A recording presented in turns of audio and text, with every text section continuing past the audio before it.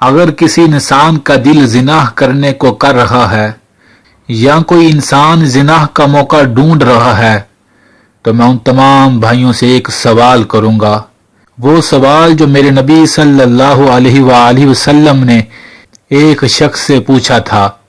اللہ کے نبی صلی اللہ علیہ وآلہ وسلم اور صحابہ رضی اللہ عنہ اجمعین کی محفل لگی ہے۔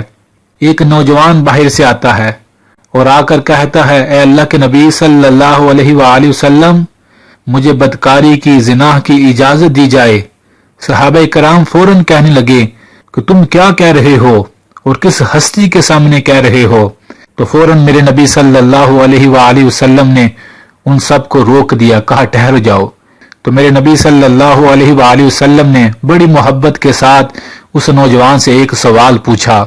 میرے نبی صلی اللہ علیہ وآلہ وسلم نے پوچھا، اے نوجوان، یہ تو بتا، کیا تو پسند کرتا ہے کوئی تیری والدہ کے ساتھ بدکاری کرے؟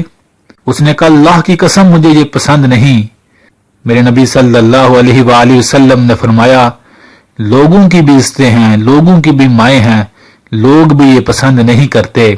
پھر فرمایا، کیا یہ تو پسند کرتا ہے کوئی تیری بہن کے ساتھ زنا کرے، کوئی تیری خالہ کے ساتھ زنا کرے، کوئی تیری بیٹی کے ساتھ زنا کرے، کوئی تیری پھپھو کے ساتھ زنا کرے؟ اس نوجوان نے کہا، واللہ، اللہ کی قسم میں بالکل پسند نہیں کرتا۔ جب میرے نبی صلی اللہ علیہ وآلہ وسلم نے یہ سوال پوچھے تو اس نے اپنی گردن جھکا دی۔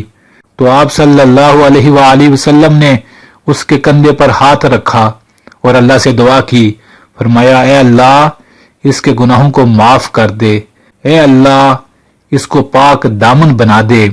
مسند احمد کی یہ روایت ہے۔ لوگ کہتے ہیں پھر باقی ساری زندگی اس نے کسی کی طرف آنکھ اٹھا کر نہیں دیکھا۔ یہی سوال میرا اپنے ان بھائیوں سے جو زنا جیسے بڑے گناہ کا موقع ڈھونڈ رہے ہیں یا زنا کی کالف اپنے منہ پر ملنے کے لیے بےتاب ہیں یا اپنے ایمان کو خراب کرنا چاہتے ہیں۔ میرے بھائیوں، جب بھی شیطان آپ کو اس گناہ کی طرف بلائے تو آپ بھی اپنے دل سے یہ سوال پوچھئے گا، کیا ہم پسند کرتے ہیں کوئی ہماری ماں، بہن، بیٹی یا ان رشتوں کے قریب بھی آئے؟ بے شک ہم ہرگز پسند نہیں کرتے کہ کوئی ان رشتوں کے قریب بھی آئے۔ میرے بھائیوں، لوگ بھی ہرگز یہ پسند نہیں کرتے، تو اس گناہ سے پکی توبہ کرنی چاہیے۔